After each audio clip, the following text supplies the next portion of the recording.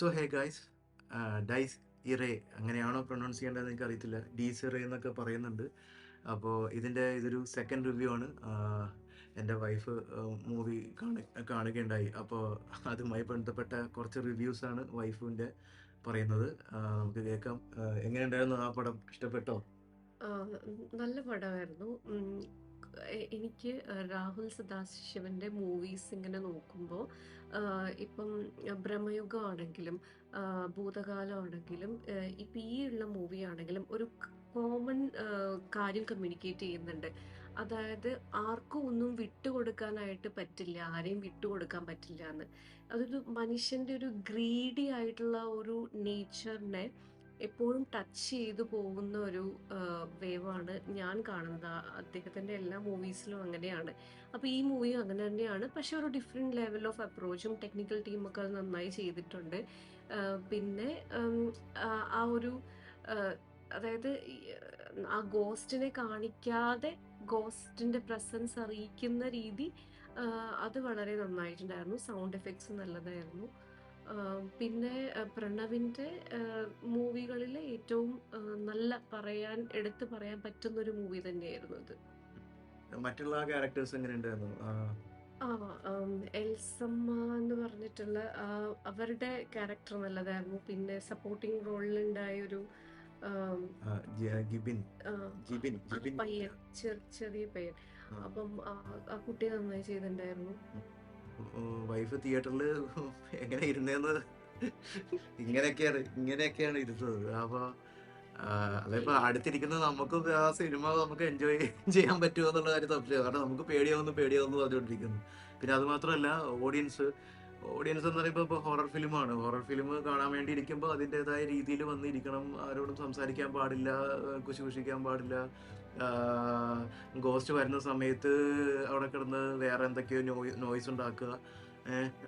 അപ്പോൾ അത് വരുമ്പോൾ നമ്മുടെ വ്യൂയിങ് എക്സ്പീരിയൻസ് എല്ലാം താറുമാറാവും. ആക്ച്വലി ഈ പറയുന്ന ഒരു മൂവി ഉണ്ടല്ലോ, ശരിക്കും തിയേറ്റർ എക്സ്പീരിയൻസ് ചെയ്യേണ്ട ഒരു ഫിലിം തന്നെയാണ് ഡൈസിഡ എന്ന് പറയുന്നത്. പിന്നെ ഭൂതകാലം മൂവി OTTക്ക് വേണ്ടി മാത്രമാണ് ഉണ്ടാക്കിയെന്നാണ് നമ്മുടെ ഡയറക്ടർ പറഞ്ഞിരിക്കുന്നത്. അപ്പോൾ അതങ്ങനെ തന്നെ ആയിരിക്കും. പിന്നെ എനിക്ക് പറയാനുള്ളത് വെച്ചാൽ, ഇതിനകത്ത് ഇപ്പോൾ ഗോസ്റ്റ് കമ്മ്യൂണിക്കേറ്റ് ചെയ്യുന്നത്, ഇപ്പോൾ നമ്മളെല്ലാവരും കോഞ്ചറിങ് മൂവി ഒക്കെ കണ്ടിട്ടുണ്ട്. അപ്പോൾ പല പല സ്റ്റേജസ് ആണ്. എങ്ങനെയാണ് ഒരു ഗോസ്റ്റ് ഒരു ഹ്യൂമനെ കമ്മ്യൂണിക്കേറ്റ് ചെയ്യുന്നത് എന്ന് നമ്മുടെ കോഞ്ചറിങ് കാണുമ്പോൾ നമുക്ക് അതിനകത്ത് അറിയാൻ പറ്റും. അപ്പോൾ അതിനകത്ത് കുറച്ച് സ്റ്റേജസ് ആണ്. ഇൻഫെസ്റ്റേഷൻ, ഫസ്റ്റ് സ്റ്റെപ്പ് എന്ന് പറഞ്ഞാൽ ഇൻഫെസ്റ്റേഷൻ എന്ന് പറയുന്നത്, അതായത് സാന്നിധ്യത്തിൻ്റെ തുടക്കം. ആദ്യം ചെറിയ ചെറിയ അസാധാരണ സംഭവങ്ങൾ തുടങ്ങും. വാതിലുകൾ പൊട്ടുന്ന ശബ്ദം, ചെറിയ ചെറിയ സ്മെല്ലുകൾ. പിന്നെന്തെന്നാ, സ്പിരിറ്റ് വരുമ്പോൾ കിടന്ന് ഇങ്ങനെ ആ ലൈറ്റ് ഇങ്ങനെ കിടന്ന് ഇങ്ങനെ ഫ്ലിക്കറിങ്. ഫ്ലിക്കറിങ് ചെയ്യുന്ന പോലെ. പിന്നെന്താണ്, മൃഗങ്ങൾ ഭയന്ന് പെരുമാറൽ, അങ്ങനെ എന്തൊക്കെയോ. പിന്നെ രണ്ടാമത് പറയുന്നത് ശ്രദ്ധ പിടിക്കാനുള്ള ശ്രമം. അതിൻ്റെ അതിൻ്റെ ഇംഗ്ലീഷിൽ എന്താ പറയുക, മൈനർ മാനിഫെസ്റ്റേഷൻസ് എന്നാ പറയുന്നത്. അതായത് ഒബ്ജക്ട്സ് ഒക്കെ പതുക്കെ ചെറുതായിട്ടൊക്കെ മൂവ് ചെയ്യുക, ഡോർസൊക്കെ ചെറുതായിട്ട് ഓപ്പൺ ചെയ്യുക, എന്ന് പറഞ്ഞിട്ടുള്ളൊരു ഒച്ചയൊക്കെ കാണുമല്ലോ. ഓക്കെ. പിന്നെ അത് കഴിഞ്ഞിട്ട് പിന്നെ വരുന്ന ഡയറക്റ്റ് ആയിട്ടുള്ള ഒരു കമ്മ്യൂണിക്കേഷൻ. അതായത് ഗോസ്റ്റുകൾ കമ്മ്യൂണിക്കേറ്റ് ചെയ്യാൻ തുടങ്ങും ക്ലിയർ ആയിട്ട്. അതായത് എങ്ങനെ കമ്മ്യൂണിക്കേറ്റ് ചെയ്യുന്നത്, ചിലപ്പോൾ നോക്കിങ്, ടക്ക് ടക്ക് ടക്ക് എന്ന് പറയുന്നത്, അതല്ലെങ്കിൽ ഏതെങ്കിലും ടോയ്സിൽ പൊസസ് ചെയ്തിട്ടുള്ളത്, അല്ലെങ്കിൽ എന്തെങ്കിലും റൈറ്റിംഗ് അല്ലെങ്കിൽ വിസ്പറിങ് മെസ്സേജസ്, അങ്ങനെയൊക്കെ പറഞ്ഞിട്ടുള്ളത്. ഇത് കോഞ്ചറിങ്ങിലെ സ്റ്റെപ്സ് ആട്ടോ. പിന്നെ പറയുന്നത് നാലാമത്തെന്ന് പറഞ്ഞാൽ ഒപ്രഷൻ എന്ന് പറഞ്ഞിട്ടുള്ളത്. അതായത് ഇമോഷണലി മെന്റലി മാനിപ്പുലേറ്റ് ചെയ്യുന്നത്. അതായത് the ghost of demon focuses on breaking the will of its victim. ഇങ്ങനെ സ്വന്തം ധൈര്യമൊക്കെ ചോർന്നു പോകും നൈറ്റ് മെയർ ഒക്കെ കണ്ടിട്ട്, അതായത് സ്വപ്നങ്ങളൊക്കെ കണ്ടിട്ട്. അല്ലെങ്കിൽ മാനസികമായ അടിച്ചമർത്തൽ എന്നൊക്കെ പറയുന്നുണ്ട്. ഇത് നമ്മുടെ ChatGPT പറയുന്നത് കേട്ടോ. പിന്നെ അതിനുശേഷം അഞ്ചാമത്തെ പോയിന്റ് എന്ന് പറഞ്ഞാൽ പൊസഷൻ ആണ്.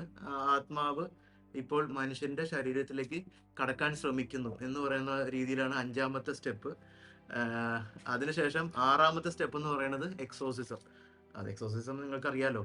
ഇതിപ്പോ ഇതിപ്പോ ഞാൻ ജസ്റ്റ് ഈ ഒരു വീഡിയോയിൽ പറഞ്ഞു എന്നേ ഉള്ളൂ. ഓക്കെ. ഞാൻ എൻ്റെ പിള്ളേരെ കൊണ്ട് അല്ല ഈ ഒരു മൂവി കാണാൻ പോയത്. ഓക്കെ. അവർ കണ്ടാൽ പിന്നെ എന്തിനാണ് ഇത്, ഇങ്ങനത്തെ ഒരു ഈ ഒരു ടൈമിൽ ചെറിയൊരു ട്രോമ ഇവർക്ക് ക്രിയേറ്റ് ചെയ്യുന്നുണ്ടോ എന്ന് നമുക്ക് അറിയത്തില്ലായിരിക്കും. ഓക്കെ. സോ ഇതൊരു ഫാമിലി മൂവി അല്ല, ഓക്കെ, പക്ഷെ നമുക്ക് എല്ലാവർക്കും അഡൽസിനൊക്കെ എൻജോയ് ചെയ്യാം. തിയേറ്ററിൽ പോയി തന്നെ കാണേണ്ട പടമാണ്. ഇത് കണ്ടപ്പോൾ തന്നെ കുറേ തോട്ട്സ്, ഞാനും ചെറിയ രീതിയിലുള്ള ഫിലിം മേക്കറും കൂടെയാണ്. ഓക്കെ, അപ്പോൾ കുറേ ചെറിയതൊക്കെ പ്ലാൻസിലുണ്ട്. അപ്പോൾ ഇവരെല്ലാവരും വിചാരിച്ചാൽ അത് സക്സസ് ആയിരിക്കുന്നതായിരിക്കും. പിന്നെ പ്രേതത്തിനെ നിങ്ങൾക്ക് പേടിയാണ് അങ്ങനത്തെ ഒരു ജേണലിൽ ഇതെടുക്കാതെ ആ സിനിമ നിങ്ങളുടെ അടുത്ത് എന്തെങ്കിലും വേറെ കമ്മ്യൂണിക്കേറ്റ് ചെയ്യുന്നുണ്ടെങ്കിൽ അത് എടുക്കാനും നമുക്ക് സാധിക്കണം. ഇപ്പം ഞാൻ പറഞ്ഞ പോലെ നമ്മളുടെ ആ ഒരു ബേസിക് ആയിട്ടുള്ള ഒരു ഗ്രീഡി നേച്ചറിനെ എടുത്ത് കാണിക്കുന്നതായിരുന്നു ഈ മൂവീസ് എല്ലാം തന്നെ. അപ്പം അതിനെ ഫോക്കസ് ചെയ്തിട്ടുള്ള കുറച്ച് കാര്യങ്ങളും കൂടി നമ്മൾ ഇതിൽ നിന്ന് മനസ്സിലാക്കാനുണ്ടെന്ന് എനിക്ക് തോന്നുന്നു. ഓക്കെ, ഇപ്പോൾ കുറേ അധികം കാര്യങ്ങൾ ഇതിനകത്ത് ഇപ്പം പറയുകയുണ്ടായി. Okay, so catch you guys in our next video. Until then, bye.